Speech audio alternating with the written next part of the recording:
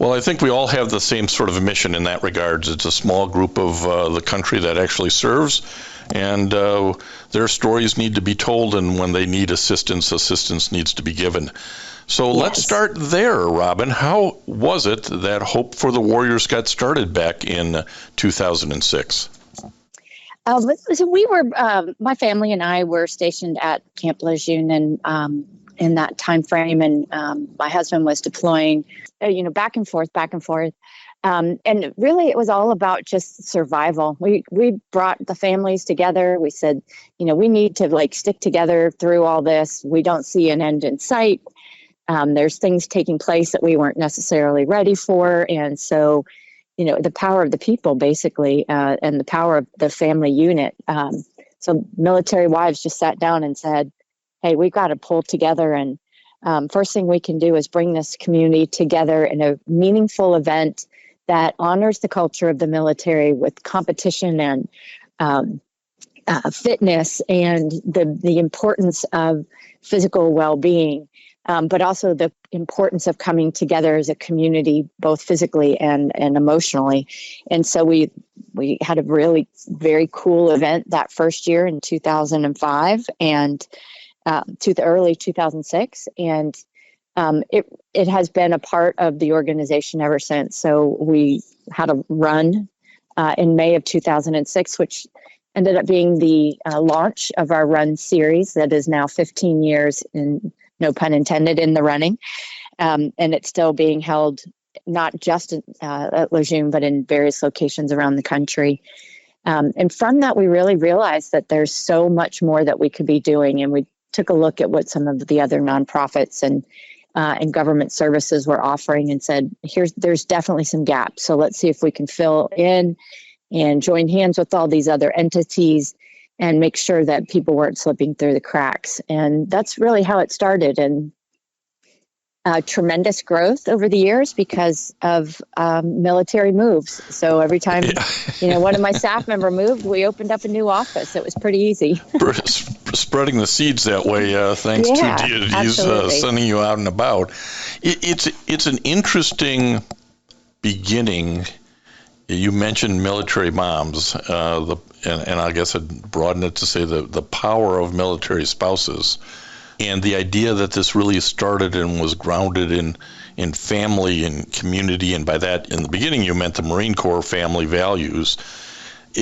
Talk a little bit about how those values continued to foster this growth as people moved around and the need, unfortunately, got larger. It's funny, in 2005, you said, well, this might last for a while. And boy, it sure did, didn't it? It did. And it certainly lasted longer than we ever anticipated.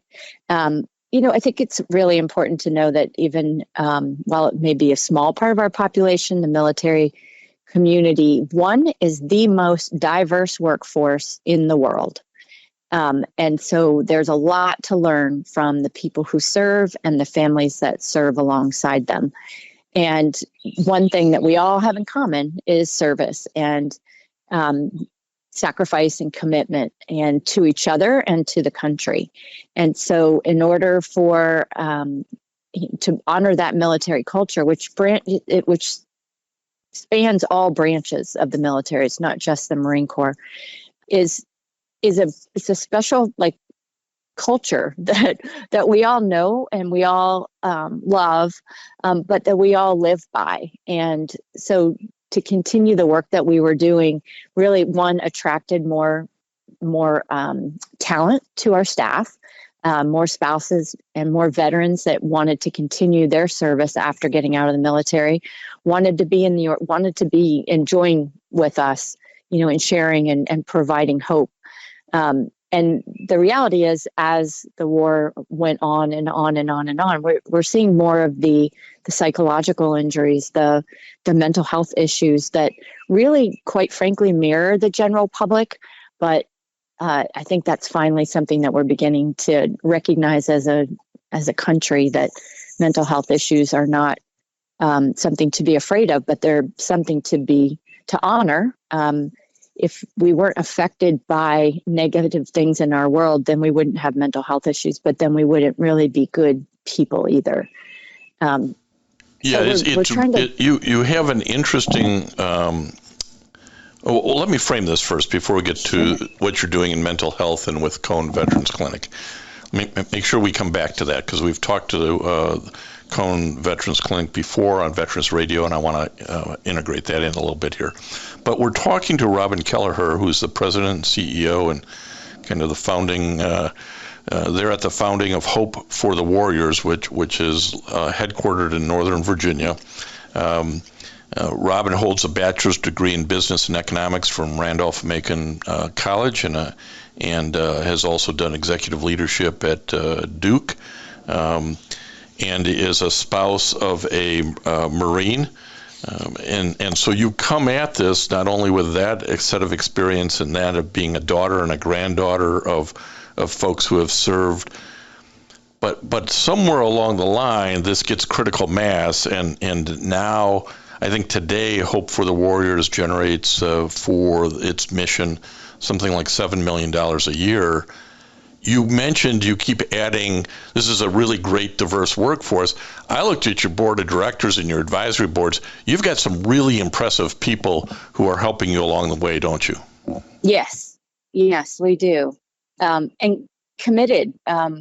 Most of our board of directors have been with Hope for years. You look at someone like Bill Nelson, who's the former CEO of HBO and a proud Army Vietnam veteran, and he's been on the Hope board for over 10 years. So that's a commitment not unlike the one he made in service to his country. So we're proud to have the group that we have, not only on the board, but our board council and our community council, and they do represent, a large variety of the general public as well as the military community. Well, and Hope for the Warriors, which is a 501c3 tax-exempt organization, has also earned a 4-star rating from Charity Navigator and is part of the National Combined Federal Campaign.